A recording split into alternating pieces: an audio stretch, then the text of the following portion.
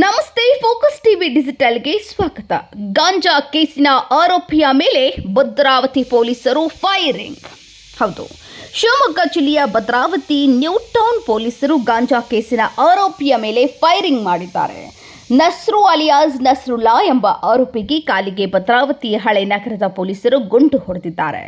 ಭದ್ರಾವತಿ ಅನ್ವರ್ ಕಾಲೋನಿಯ first cross ವಾಸಿ 21 ವರ್ಷದ ನಸ್ರು ಅಲಿಯಾಸ್ ನಸ್ರುಲ್ಲಾ 5 ಪ್ರಕರಣದ ಆರೋಪಿಯಾಗಿದ್ದಾನೆ. ನಿನ್ನೆ Bhadravati old town PSI Chandrashekhar 1.4 KG ಗಾಂಜಾದೊಂದಿಗೆ 4 ಆರೋಪಿಗಳನ್ನು ವಶಕ್ಕೆ ಪಡೆದಿದ್ರು.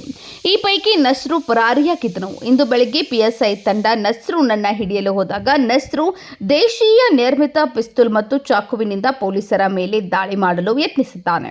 ಈ ವೇಳೆ ಪಿಎಸ್ಐ ಚಂದ್ರಶೇಖರ್ ನಸ್ರು ಕಾಲಿಗೆ ಗುಂಡು ಹೊಡೆದು ಬಂಧಿಸಿದ್ದಾರೆ. ಇನ್ನು ಗಾಯಾಳು ಆರೋಪಿಯನ್ನ ಮೆಗ್ಗಾನ್ ಆಸ್ಪತ್ರೆಗೆ ದಾಖಲಿಸಲಾಗಿದೆ. Bureau report, focus TV digital, Shivamogga.